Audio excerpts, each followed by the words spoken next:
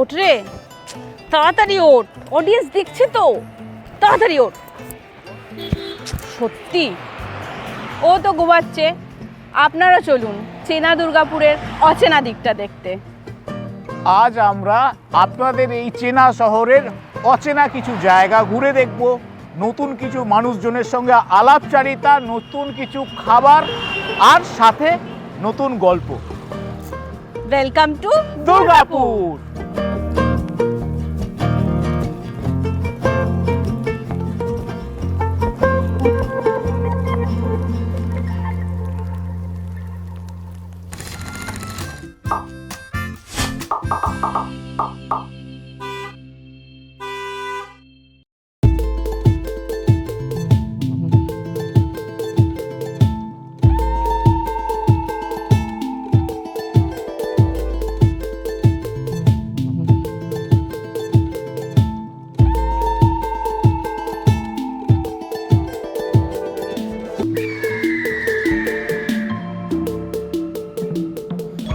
দুর্গাপুরের কাঁকসা ব্লকে অবস্থিত গড় জঙ্গল ভৌগোলিকভাবে দুর্গম না হলেও এর ইতিহাসটা মোটেও সুগম ছিল না। গল্পটা শুরু হচ্ছে একাদশ শতাব্দীতে। সেই সময়ে এখানকার একমাত্র অধীশ্বর ইছাই ঘোষ ছিলেন দেবী চণ্ডীর উপাসক ও দৈব বলে বলিয়ান। তাকে পরাস্ত করতে গৌড়রাজ বীর সেনাপতি কর্ণসেনকে যুদ্ধে পাঠান, কিন্তু তিনি হেরে যান ইছাই ঘোষের কাছে। পরে কর্ণসেনের এক পুত্র লাউ সেন আবার আক্রমণ করেন ইছাই ঘোষের গড়। এবারে ইছাই ঘোষ হেরে যান।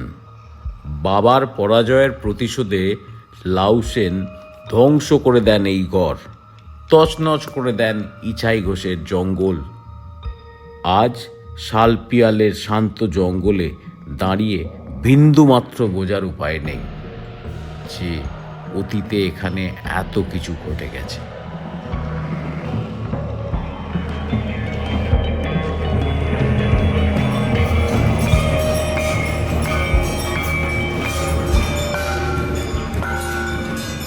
জঙ্গলের আঁকাবাঁকা রাস্তার বুক চিরে চলে এলাম মেধাস মুনির আশ্রমে। মার্কণ্ডেয় পুরাণ ও লোককথা অনুসারে প্রায় ২৫০০ বছর আগে বলিপুরের রাজা সুরত সর্বহারা হয়ে এই জঙ্গলেই আসেন। মেধাস মুনির সান্নিধ্যে দেবী দুর্গার আরাধনা শুরু করেন। প্রচলিত ধারণা অনুযায়ী এখানেই শুরু হয় পৃথিবীর প্রথম দুর্গাপুজো, যেটা বসন্তকালে অনুষ্ঠিত হয়েছিল, যা পরবর্তীকালে বাসন্তী পুজো রূপে প্রতিষ্ঠিত হয়। Feel very blessed. এখন মেধাশ্রমের প্রধান পুরোহিত যোগী বাবার আতিথেয়তায় আমার হাতে এখানকার গোশালার দুধের গরম চা। আর এই জায়গাটা না মহাকাব্য, পুরাণ, লোকগাথা সব কিছু মিলিয়ে মিশিয়ে ভীষণ রোমাঞ্চক। গল্পটা আমাদেরকে যোগী বাবা নিজে বলবেন।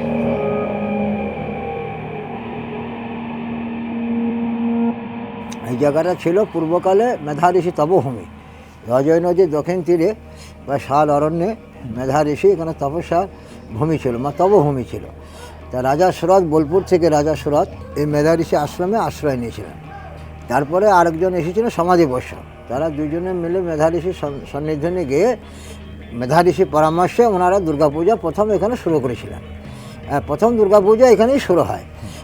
এটাই মার্কণ্ডেয় পুরাণ, দেবী ভাগবত বা বিভিন্ন পুরাণে সুস্পষ্ট বর্ণনা আছে যে বঙ্গে এই কিরাত ভূমি, এখানে রাজা সুরত সমাধি বসে প্রথম দুর্গাপূজা করে মেধা ঋষি আশ্রমে। তো বিভিন্ন সমাজে বিভিন্ন রাজন্যবর্গ এখানে রাজত্ব করে গেছে। হয়তো ৫,০০০ বছর হয়তো এটা ধ্বংসস্তূপ হয়ে গেছে, না ১,০০০, ২,০০০। তারপরে এটা আমি আবার এসে যোগ বলে বা মানে মহামায়ার নির্দেশে পুনরুদ্ধার করে পুনঃপ্রতিষ্ঠা করে আবার পুনর্জাগরণ করা হয়েছে। এখানে নিত্য সব দিনই অলৌকিক শক্তি ঘটে। এটা আমরা থাকি ২৪ ঘন্টা অনুভব করি। এই মহামায়া খুব জাগ্রত রূপে আছে। এখানে দেবী মানে বিভিন্ন সমাজে বিভিন্ন প্রকার এখানে অলৌকিক শক্তির প্রকাশ হয়ে যায়। সপ্তমী, নবমী আর অষ্টমী সন্ধিক্ষণে দুর্গাপূজার সমাজে ওই মন্দির থেকে জোড়া সাপ বার হয়ে ওখানে খাড়া হয়। এগুলো একটা প্রবাদ আছে, আমরা দেখেছি হয়েছে, সব সময় তো আবার আসেও না, হ্যাঁ সময় সময় এগুলো হয়, হ্যাঁ প্রকৃতিভাবে আসে, ওদের যখন মনে ব্যাপারে আসে। বা আরও অলৌকিক সত্যি অনেক কিছু ঘটনা আছে যেগুলো আমার ভাষায় প্রকাশই করতে পারবো না, সবই মহামায়ের খেলা। হ্যাঁ হ্যাঁ।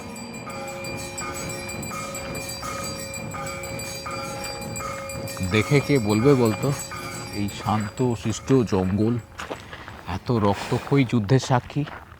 ওই গড়টাই তার প্রমাণ। সময় বড় বলবান, time is the king. But খুব থ্রিলিং লাগছে, ভীষণ। জায়গাটা থ্রিলিং। দেখ, খুব হাড় ভাঙা খাটুনির ড্রাইভ নয়, মোটামুটি ঠিকঠাক রাস্তাঘাট, ছোটোখাটো ফিস্ট করা যেতেই পারে এখানে। হ্যাঁ,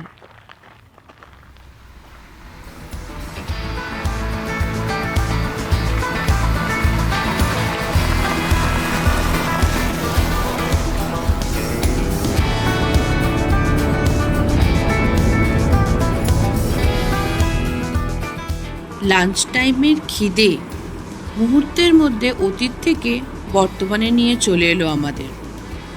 জঙ্গল ছেড়ে আবার শহরমুখী আমাদের পরবর্তী গন্তব্যের উদ্দেশ্যে।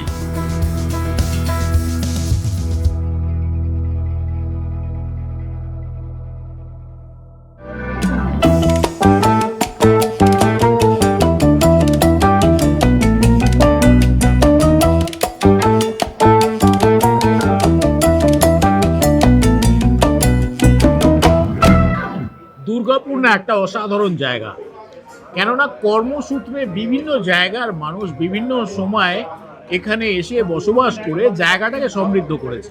This is the actual melting pot. Melting pot regarding it's culture, food and everything. তো সেই রকমই একটা জায়গা পাঞ্জাবি মশালা ধাবা, যেটা দুর্গাপুরের বিধাননগরে অবস্থিত। এখানে আমার পার্সোনাল রেকমেন্ডেশন শীতকালের মকাই দি রুটি, সরসোদা শাক, ডাল মাখনি, আর হ্যাঁ সোয়া চাপ। এটা আপনি কিন্তু চট করে দুর্গাপুর, আসানসোল, হ্যাঁ আর অন্য কোথাও পাওয়া যায় না। এখানে এটা চল নেই। তো এখানে এলে অবশ্যই সোয়া চাপটা খাবেন। আর আমি খুব এক্সাইটেড, কেন এই রুটিটা ও বানিয়েছে। অ্যাকচুয়ালি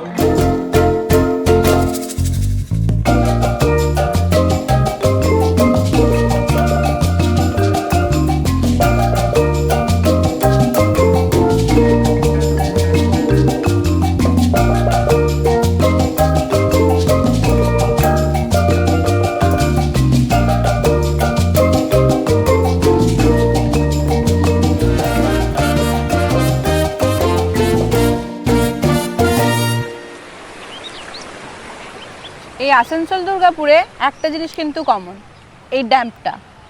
ব্যারেজ, হ্যাঁ, ওখানে ড্যাম, এখানে এখানে ব্যারেজ।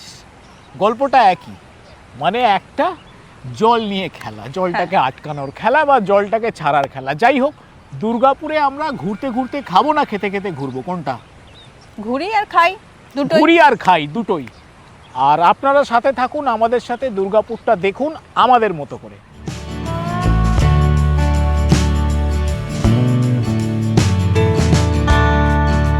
ভিউটা সত্যিই ভীষণ ভালো। এবার একটু জ্ঞান বিজ্ঞানের কথা বলি। 1955 সালে স্থাপিত 2.5 লক্ষ কিউসেক জলধারণ ক্ষমতা সম্পন্ন ব্যারেজটিতে 34টি গেট আছে। এটা লম্বায় 692 মিটার ও উচ্চতায় 12 মিটার। আই বিলিভ এটাই দুর্গাপুরের most magnificent sunset point. Durgapur ব্যারেজটা সত্যি অন্যরকম ভাইবস দিচ্ছে আমাকে। ব্যারেজের একদিকে জল যতটা স্থির শান্ত, অন্য প্রান্তে ততটাই অস্থির অশান্ত। ঠিক আমাদের মনের মতো হয় না, বিশেষ ঘটনায় মন যেরকম শান্ত বা অশান্ত হয়ে ওঠে। এক্ষেত্রে কারণ হচ্ছে ব্যারেজটা, কারণ ওটাই জলটাকে হোল্ড করে রেখেছে। যাই হোক, জল দেখে আমি না ভীষণ রিল্যাক্স ফিল করছি। ভিউটা এক কথায় অসাধারণ।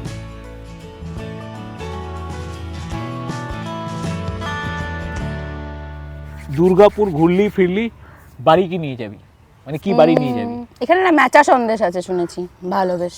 সাবাস। ম্যাচা সন্দেশ কোথা থেকে নেওয়া যায় বল?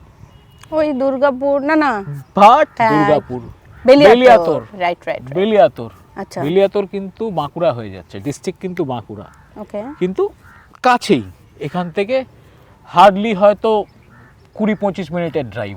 চল দেখা যাক। বেলিয়াতোরে গেলে ম্যাচার গল্পটাও তোকে বলবো, আর যদি কপাল ভালো থাকে ম্যাচা সন্দেশ কিভাবে তৈরি হয় সেটাও দেখিয়ে দেবো। চল। চল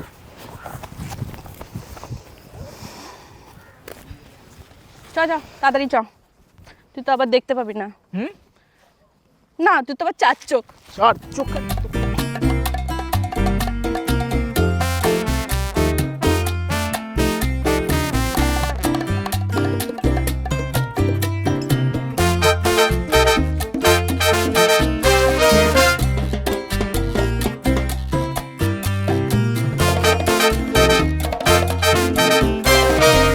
এটা কিন্তু বেশ ডেজার্ট লাগে। এটা টি-শার্ট, আরে সিরিয়াস?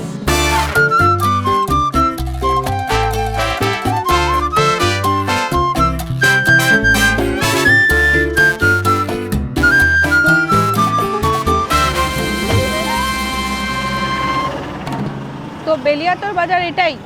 এটাই বেলিয়াতোর বাজার। আচ্ছা এইদিকে চলে যাচ্ছে দুর্গাপুর, এদিকটা বাঁকুড়া। ওকে। আর আজকের দিনে বেলিয়াতোর ঠিক যে কারণে বিখ্যাত সেটা একটা মিষ্টি ম্যাচা সন্দেশ। সম্ভবত 200 বছরের একটা ইতিহাস আছে এই ম্যাচা সন্দেশের পেছনে, সেই আচ্ছা। ইতিহাসটা ম্যাচা সন্দেশ খেতে খেতে আমি বলবো। আচ্ছা, আর এই দোকানটাই কেন পার্টিকুলারলি? চা চা করছিলি তো, হ্যাঁ সেই জন্য। চল আচ্ছা চল।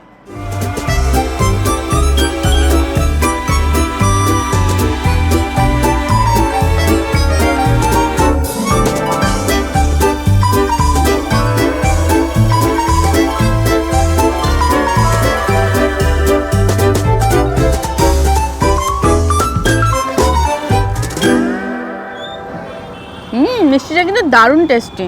গল্পটা বলে দে এবারে।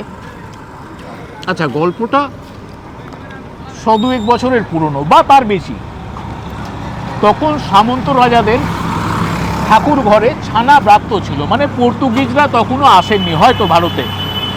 সেই সময় মূলত ক্ষীর, বেসন, বিভিন্ন ডাল, আটা, গুড় এই দিয়ে মিষ্টি তৈরি হতো। কোনো এক হালুইকর গোপাল ভোগ বানানোর সময় তার হাত থেকে অসাবধানতা বশত গুড়ের তারে মণ্ডগুলি পড়ে যায় এবং সে ওগুলো তোলার পর দেখে এক নতুন মিষ্টি তৈরি হয়ে গেছে, একটা নতুন কিছু তৈরি হয়েছে। সেটাই কালক্রমে ম্যাচা। অথেন্টিক ম্যাচা মানে কিন্তু ভেতরে এই বুটের ডাল, মানে ছোলার ডালের বেসন বা ছোলার ডাল, এরকম একটা কিছু মণ্ড থাকবে। আমার যে এটা ভীষণ ভালো লাগে তা না, কিন্তু মন্দও লাগে না, একটা নতুন জিনিস, ভালো খেতে। ভালো।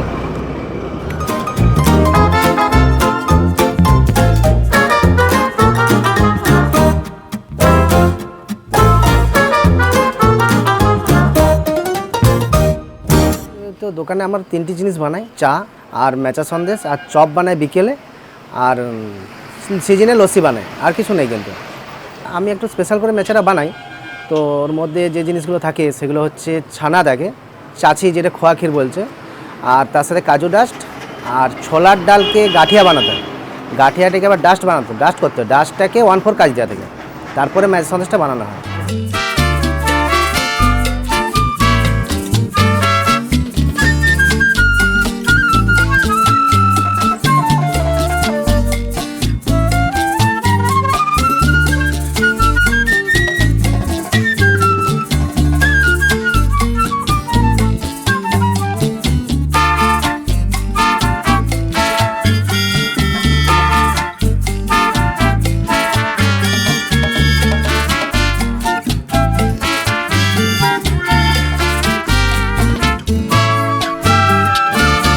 আগে কখনো চামচ দিয়ে চা খেয়েছিস? না। বিলিয়াতোরের গল্প জানিস কিছু? না, আমি তো ফার্স্ট টাইম আসছি। আচ্ছা, জানিস যামিনী রায় এখানে জন্মেছিলেন, কিংবদন্তি চিত্রশিল্পী। আচ্ছা, সাহিত্যিক বসন্ত রঞ্জন রায়, তারও জন্মস্থান বেলিয়াতোর। আচ্ছা, এটা জানা ছিল না। আর আজকের ডেটে জায়গাটা পরিচিতি পাচ্ছে আলাদা করে ম্যাচা সন্দেশের জন্য। আর সাথে এই চা তো আছেই, মালাই চা।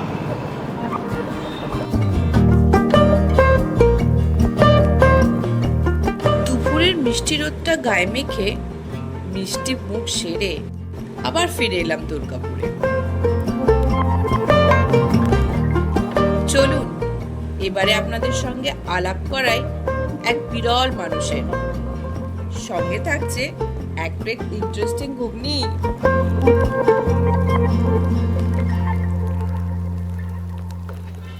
দুর্গাপুরে এসে শ্যামাপদবাবুর সাথে আলাপ না হলে আমার চোখটাই খুলতো না যে একটা মানুষের অদম্য মনোবল যে তাকে কোন জায়গায় নিয়ে যেতে পারেন। এখন দাঁড়িয়ে আছি দুর্গাপুরের এ জোনের সেকেন্ডারি মোড়ে, আর আমার পাশে যিনি বসে আছেন ওনার নাম শ্যামাপদবাবু। পেশায় উনি ঘুগনি বিক্রেতা।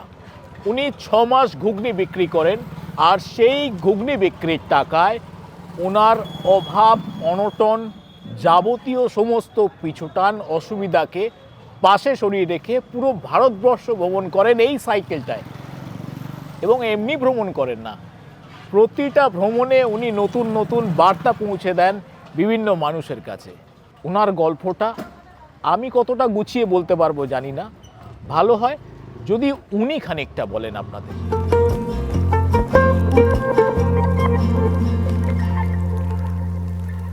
দুর্গাপুরে অনেক বছর এসেছি, প্রায় 17-18 বছর এসেছি, কিন্তু নিজের এখানে কিছু করতে পারিনি। আমি ঘুগনি বিক্রি করতে, দেশ সেবা করতে ভালোবাসি।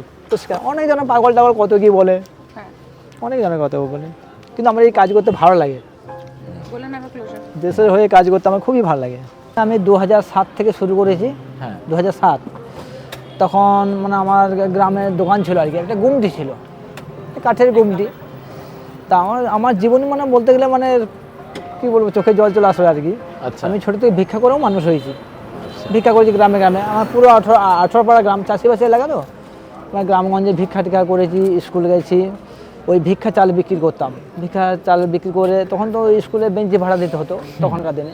ছোটোবেলায় বাবা মারা গেছে, বাবাকেও চোখে দেখিনি, মা ছিল, মা গ্রামে গঞ্জে ভিক্ষা করেছে, ভিক্ষা করে আমাদের বড় করেছে। আমার যে ছোট শালা, সে মানে প্রতিবন্ধী, ওই যেমন 3 চাকা নিয়ে এসে ঘুরে বেড়ায়, তাকে দেখে কিন্তু আমার মনটা মানে ডুকুরে কেঁদে ওঠে। আমি যদি একটা প্রথম পোলিও মুক্ত নিয়ে একটা সমাজের সাথে কাজ করি বা বার্তা ছড়িয়ে দিতে পারি, এটা মানে কাজে লাগবে। মানে এটাই মানে আমি প্রথমে দিল্লি গিয়েছিলাম 2007-এ, প্রথম দিল্লি যাই, পোলিও মুক্ত ভারত গড়ে তুলুন এই বার্তা নিয়ে গিয়েছিলাম। তারপর আস্তে আস্তে এরপর দূষণমুক্ত ভারত গড়ে তুলুন, থ্যালাসেমি নিয়ে গেছি। আবার এই লে লাদাখ ঘুরে এলাম, মানে বিশ্ব শান্তির বার্তা নিয়ে গিয়েছিলাম। কন্যাকুমারী ওই বিশ্ব শান্তির বার্তা নিয়ে, আবারও যাচ্ছি এবার গোয়া, এই এপ্রিলে বেরিয়ে যাবে, বিশ্ব শান্তির বার্তা নিয়েই যাবো।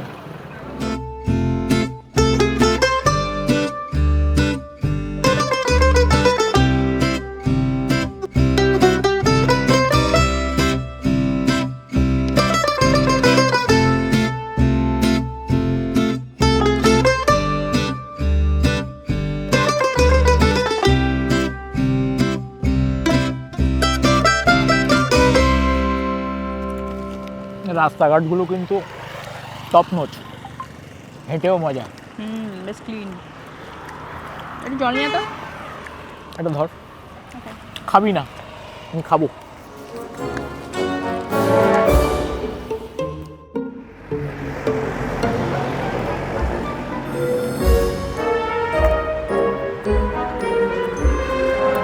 জল। Thank you. শেষ? ধর তো, পেটে কি আছে? এই তো ঘুগনি খেলি, আমার ভাগেরটাও খা তুই এগুলো। আমি চললাম ইটালিয়ান খেতে। ওকে, বাই বাই। দুর্গাপুরে ইটালিয়ান? দাঁড়া,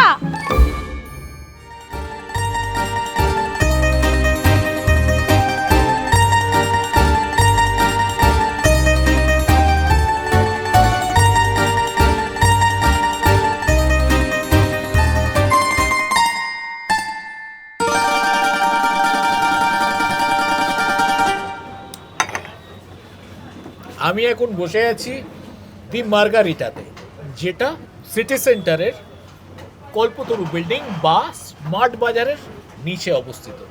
আচ্ছা, দুর্গাপুরের মতো জায়গায় বিরিয়ানি বা চাইনিজ ছেড়ে হঠাৎ ইটালিয়ানের জার্নিটা শুরু হলো কিভাবে?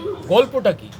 গল্পটা অ্যাকচুয়ালি আমার সবসময় একটা ইচ্ছা ছিল যে ইটালিয়ান কুজিন নিয়ে কিছু করা, আচ্ছা, বিকজ এখানে সেই চলটা ছিল না আমাদের, মানে 3 টায়ার সিটিতে সেই চলটা অতটা নেই ইটালিয়ান, প্রপার ইটালিয়ান ফুডের উপরে। তো আমি সেটাই ভেবেছিলাম। আর আমার ডাইনিং স্পেসটাও যদি দেখো সেরকম বাইরের মতনই, যেটাকে আলফ্রেস্কো ডাইনিং বলা হয়, যেটা more of outside sitting area and গ্রিনারির সঙ্গে খেলা। তো নেচারের সঙ্গে জিনিসটা, তো সেই জিনিসটাকে ক্রিয়েট করতে চেষ্টা করেছি। আপনার মেনু কার্ডে দেখলাম অনেক কিছু আছে, কিন্তু Exactly. আজকে আমি এসছি ইটালিয়ান খেতে। একদম। আপনি একদম। বলুন এবার আমাকে ইটালিয়ানে আপনি কি কি খাওয়াবেন? আমি কয়েকটা জিনিস আপনার জন্য রেডি করছি, যেরকম গার্লিক ব্রেড। এটা হচ্ছে প্রপার গার্লিক ব্রেড, যেটা ব্রেডটা আমরা এখানেই তৈরি করি। অ্যান্ড একটা চিজ বাম, যেটা এখানে সবারই ফেমাস। অ্যান্ড পিৎজা থাকছে? নিশ্চয়ই pizza, that will be unique one. সেটা হচ্ছে chicken mushroom and spinach pizza. And there will be pasta. A to Z আমরা ইন হাউস ইউজ করি, কোনো জিনিস ফ্রোজেন নয় বা কোনো জিনিস কেনা নয়, কিনি নিশ্চয়ই র ম্যাটেরিয়ালটাকে, সেটাকে আমরা নিজেদের মতো তৈরি করি, মানে প্রত্যেক জিনিসই আমাদের, সেটাই হচ্ছে আমাদের main unique.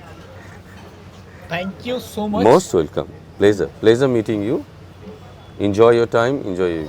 Thank you so much. Thank you.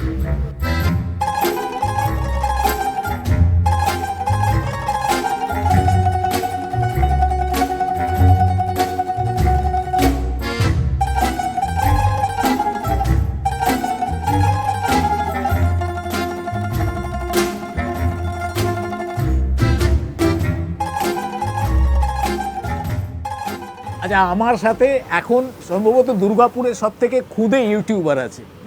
আচ্ছা, তুই ইউটিউব করতিস তাই তো? হ্যাঁ, তাই ইউটিউব ছেড়ে দিলি কেন? লাইক হচ্ছে না, সাবস্ক্রাইব হচ্ছে না, ভিউজ হচ্ছে না। লাইক আসছে না, সাবস্ক্রাইব হচ্ছে না, ভিউজ হচ্ছে না, এই ছোট মনে এত বড় দুঃখ না নিতে পেরে ইউটিউব ছেড়ে দিয়েছে।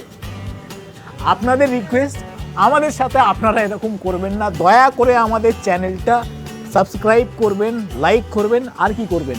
সাবস্ক্রাইব করবেন, ভিউজ করবেন, আর লাইক করবেন, ভিউজ করবেন, লাইক follow করবেন, করবেন, ফলো করবেন, কমেন্ট করবেন। কমেন্টও করবেন। স্মার্ট সিটি দুর্গাপুর থেকে কতটা স্মার্ট হয়ে ফিরলাম সেটা বলতে পারবো না, তবে রারবঙ্গের ইতিহাস, ঐতিহ্য, সংস্কৃতি বা ভূগোলটা আগের থেকে একটু পরিষ্কার হলো, এটা তো কনফার্ম। এই বেড়ানোটাই বাঁচার নতুন রসদ, আর আমাদের জার্নিটা, ওটা তো ভীষণ ইম্পর্টেন্ট। দুর্গাপুর এসে হঠাৎ কেমন রিয়েলাইজ হলো যে নিজে ভালো থাকাটা খুব দরকার চারপাশটাকে ভালো রাখার জন্য। আর কখনো স্রোতের বিপরীতেও সাঁতার কাটা ভালো। নতুন জায়গায় ঘুরতে এসে একটা নতুন কিছু শিখে বাড়ি ফিরছি, এটা মজার। সত্যি, journey is more important than the destination.